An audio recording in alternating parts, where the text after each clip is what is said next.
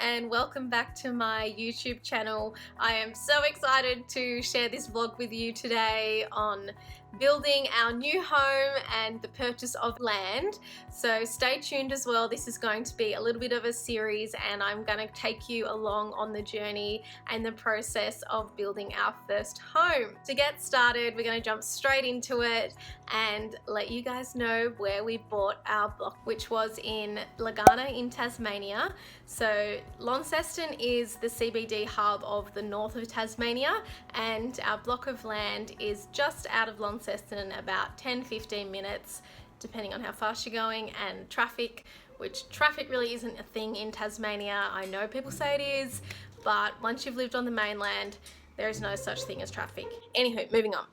So originally we were actually going to purchase our first home, and we kept looking at homes and putting offers in, and we just kept getting outbidded. There was such a high demand for property last year, and for what we could afford in our budget, everything was getting snapped up by either cash buyers or mainland buyers or investors, and poor little us, we just could not get our hands on a home. So we ended up purchasing a block of land, which was so random because to start with it wasn't even on our to-do list at all, and then we just randomly drove past this beautiful block of land in Legana and fell in love with it and looked at each other and just bought it. So the first thing you need to do is obviously finance. So you need to find either a broker or go through a bank or someone that can approve you for the finances to buy your block of land. We went through Up Loans and they've been absolutely fantastic. Up Loans is a financial sort of company in Launceston. They are a broker and they have helped us so much with buying our first block of land. They've taken care of all our finances and got us pre-approved for not only our land but also pre-approval for our build. So once we had got the pre-approval back, we knew straight away that we could build our first home and that we had the money to do so, which is super important. I mean, there's nothing worse than buying a block of land and then you can't build a home on it. Shout out to you guys. Step number 2 is finding a builder. I don't even know where to start with finding a builder. There are so many builders and so many builders offer so many different things. So you really need to shop around for the best builder for you. Now, originally we pretty much went to most builders, most bigger builders as well, because we decided at the start that we didn't want to be project managers for our build.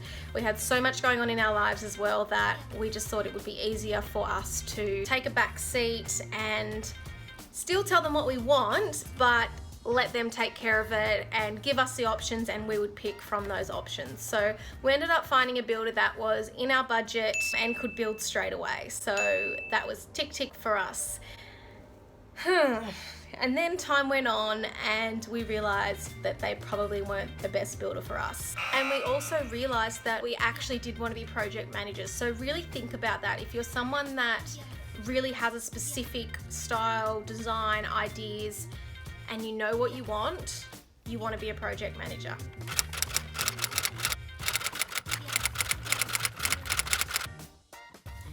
Because we realized that later on.